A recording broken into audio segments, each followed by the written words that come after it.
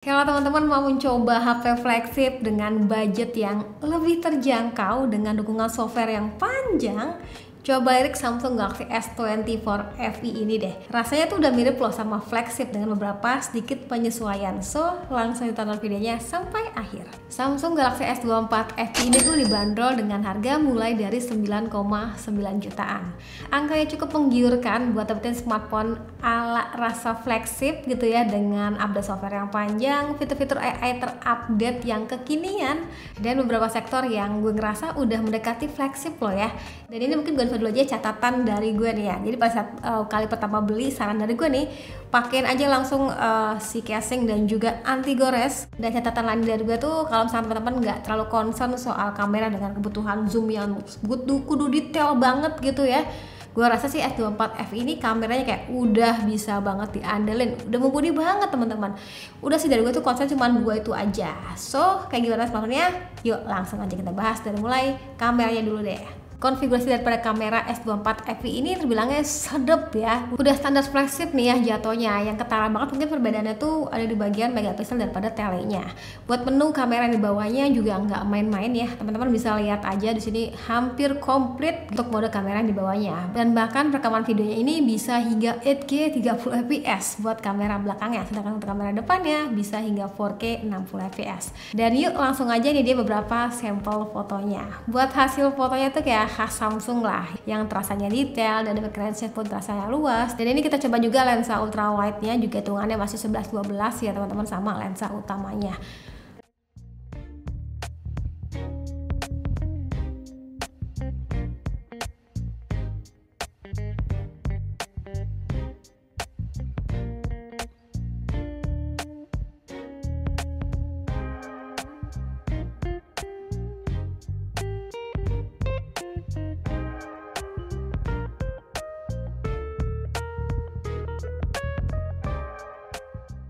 Lanjut, foto-foto potretnya juga udah asik, meski ya bokehnya tuh nggak bisa terlalu dimacem-macemin, tapi hitungannya udah rapih nih ya, bokehnya terasa creamy. Di awal video gue sempat mention ya, kalau teman-teman nggak terlalu butuh zoom yang terlalu gimana, ini udah jadi jawabannya.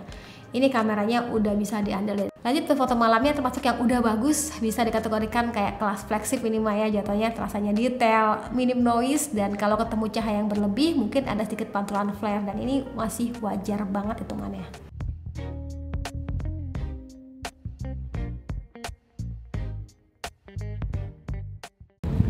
Contoh rekaman videonya S24 FE di settingan Full HD 60 fps. Gue lupa sih berapa ya.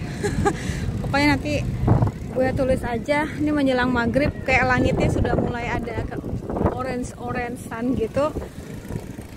Anginnya gede banget, suaranya nggak tahu bakal kayak gimana. Ya udah. Hai, ini contoh rekaman videonya si Samsung Galaxy S24 FE. Rekamannya bisa 8K, tapi ini gue lagi nyobain di 4K 60 fps. Ini contoh rekaman videonya di settingan 4K 30 fps malam hari. Bakal kayak gini. Happy-nya S24 FE ini tuh kayak kameranya juga dimaksimalin gitu loh teman-teman. Memang sih nggak semirip yang si S24 reguler gitu ya, dan juga yang plus dan lain-lainnya, tapi kayak tetap dimaksimalkan gitu. Ini pakai lensa 3 kalinya kayak gini, pindah lagi ke 1 kali, terus kita mau pindah ke kamera depan.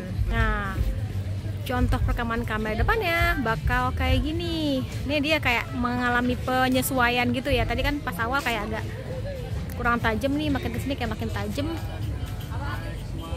Oke, coba kita sambil jalan, kurang lebih bakal kayak gini. Sudah hilang lipstick ini ya, karena tadi habis bertarung makan iga. Sedap sekali rasanya, iga ala-ala Thailand gitu. Jadi kurang lebih untuk kebutuhan vlogging malam hari bakal kayak gini. Oke, kalau ini contoh rekaman kamera depannya nih, di Samsung Galaxy S24 FE. Rekaman di 4K 60 fps. Kalau di malam hari bakal kayak gini. Wow, gimana menurutnya? Sekarang kita juga bisa pindah ke kamera utamanya. Oke, kalau ini contoh perekaman di kamera belakangnya. Jadi di perekaman ini kita bisa pindah lensa depan ke belakang. Cuma memang kita nggak bisa pindah lensanya, maksudnya ultra wide ataupun telenya nggak bisa. Jadi benar-benar di lock di satu kalinya gitu. Wadaw, gimana menurutnya? Gimana buat hasil kamera ya? Termasuk yang apik ya. Ini fitur Galaxy AI-nya juga seru. Beberapa yang eksklusif yang dulu itu ada di Flip 6 ataupun di Fold 6 juga sekarang hadir di smartphone ini. Kayak contohnya nih ya, ada Portrait Studio. Ini seru banget sih ya buat ubah foto dengan ala-ala karakter gitu. Ini bisa juga loh dibisnisin sebenarnya, tinggal cetak di mug ataupun di baju gitu misalnya ya, bisa-bisa aja. Beberapa fitur AI lain yang biasa gue pakai itu kayak contohnya ada Photo Assist, dimana ini ngebantu banget sih pada saat editing foto dan kreasiin tipis-tipis nih teman-teman ya buat postingan sosmed tuh kayak biar lebih menarik. Jadinya lebih simpel aja, nggak perlu aplikasi tambahan. Dan kalau gue pribadi sering juga tuh manfaatin fitur komposernya. Jadi pada saat mau posting sosial media kadang suka bingungan gitu ya, captionnya apa nih gitu ya. Dan seketika jadi auto simple ya. Selain itu fitur interpreter tuh kepake banget ya pas kemarin tuh kayak lagi di luar terus ngobrol sama orang asing yang kita pun kemampuan terbatas mencerna bahasanya mereka. Ya udah, aktifin aja interpreter dan tinggal sesuaiin aja sama bahasanya. Dan gue tuh senangnya fitur interpreter ini kayak on device gitu loh teman-teman. Jadi kayak kita tuh sekali download bahasanya kita tinggal pakai aja tanpa perlu tambahan ataupun perlu bantuan daripada wifi dan juga internet tuh nggak perlu, jadi langsung ngomong aja gitu. Nice banget ini. Fitur Galaxy AI lainnya juga beragam banget, bisa sesuaiin aja sama kebiasaan kalian. Yang pasti sih dengan adanya fitur AI ini bakal kebantu banget ya buat kesehariannya. Kalau ngomongin desainnya ini ya khas Samsung lah ya, dengan model kamera floating yang minimalis kayak gini gitu ya. Tapi bedanya tuh di bagian kontrol volume ini kayak tumben banget nih belum menggunakan key island yang model di S24 series. Buat material juga nggak main-main, belakangnya ini kayak berbahan glass, terus ini juga aluminium gitu ya teman-teman, dan bentuknya flat jadi kayak agak bulky gitu.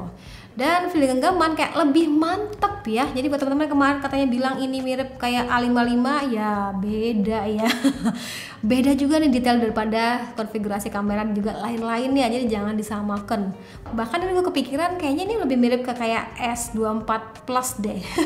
Bukan udah pegang tuh S24 yang biasa, S24 Plus nih gue nggak pegang nih, ada juga S24 Ultra. Jadi secara ukuran layar pun kayak mirip-mirip gitu loh, 6,7 ya sama kayak si Plusnya. Bisa lah dijajarin S24 Plus, bukan S24 FI gitu ya, dan juga S24 Ultra. Kalau buat layar sendiri tuh seluas 6,7 inch, jenis layar itu Dynamic AMOLED 120Hz, walau belum LTPO dan terlepas daripada bezel yang kata beberapa orang tuh mungkin kurang minimalis, gue malah gak begitu concern sih ya, hitungannya kayak udah cukup banget soalnya ketutup sama kualitas daripada keluaran warna layarnya yang cantik ya. Untuk kebutuhan nonton juga enak ya, ditambah lagi dengan dual stereo speakernya. Seru. Galaxy S24 FE ini menggunakan One UI 6.1 berbasis Android 14. Dukungan software tuh panjang banget ya. Bakal dapat update software itu hingga 7 tahun gitu, dan CPU yang dipakai sendiri tuh Exynos 2400i dan Antutunya dapat di angka 1,3 jutaan. Buat performanya kayak gimana? Ini ya jatuhnya udah powerful ya teman-teman. Tapi kalau teman-teman yang nanya kebutuhan main game kayak gimana kak? Gue pun sebenarnya jarang main game, tapi kayak untuk kebutuhan game mobile ini udah terasanya smooth gitu ya, terasanya sat-sat banget. Gue pribadi malah seringnya tuh untuk kebutuhan editing video ya, ini terasanya kayak udah mantep ya teman-teman untuk bagian performanya. Jadi abis ngambil gambar gitu teh, habis ngambil konten langsung diedit ya, langsung posting ke sosial media, itu ya udah enak banget pakai si S24 FE ini. Kalau untuk kapasitas baterai sendiri tuh 4700 mAh ya teman-teman, terbilangnya ya udah pas aja. Gue sih ngerasa kayak cukup agresif nih ya daya tahan baterainya, apalagi kalau misalkan kayak udah intens tuh ya untuk foto-foto sekaligus chatting sekaligus upload kerjaan di sosmed ya, itu bakal kerasa sih ya nyedotnya. Oke, itu tadi Samsung Galaxy S24 FE. Ini menarik banget ya, kita tuh kayak bisa ngerasain fitur-fitur flagship di smartphone ini dengan budget yang sedikit lebih terjangkau ya.